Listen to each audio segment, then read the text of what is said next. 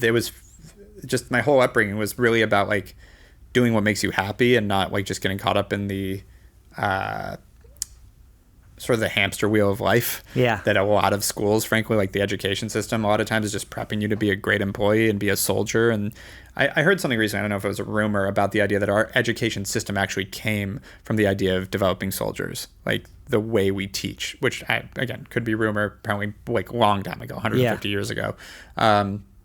But I do see that. And so I was brought up differently. I was brought up with this alternative, like non-competitive upbringing. They were like anti-competition, kind of go to the beat of your own drum. Like it was just do whatever you want to do, which I watched like the graduates of that school. It's called Oak Grove.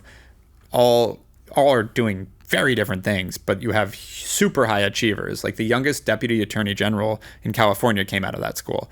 But it's known as like the hippie school where no everyone's just hanging out and like the rumor everyone smokes weed is a rumor. I actually didn't, but it was a lot of like this like tree hugger mentality. Literally, it's called Oak Grove. We're all called tree huggers in that sense. But you also have people that like stayed at the school and like now work in the kitchen now. Yeah, one of my best friends from that school dropped out our senior year because she's like, I'm not going to college. I don't need to finish, and moved to Thailand and opened a bed and breakfast on the beach in Thailand. Now has two half Thai kids that I think are 10 and 8 years old. Like totally different walk, but everyone's happy. So there was this interesting like upbringing from an education side that it was about doing what you love and being happy and not getting caught up. And then I think really the biggest awakening, still credit to that school, it was founded by an Indian philosopher, and they let us go teach in India for a month and a half when you're a senior.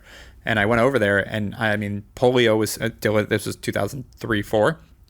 Polio was still a thing. I don't know if it still is, but it was then. So you've got kids with cardboard taped to their knees, crawling around, smiling and playing and having a good time. You've got literally like poverty here versus there is just, it doesn't compare. Like, not to belittle people that are struggling in the US, but India is another level. And it's actually cultural that if you are poor, it's because you deserve it because you were reincarnated as poor. So like it is crazy, like on a deep cultural level, how they treat poverty there. But they're happy. And so seeing that, you realize that happiness, and I don't mean to get too spiritual, but happiness comes from inside. And so like that was one of the biggest lessons in life for me was like, and I remember consciously watching this in a train station, seeing people that were begging and but then going and playing and having fun and laughing and that side. And I was like, we don't need any of this stuff. None of this stuff, these boats and these Ferraris, that's not where happiness comes from.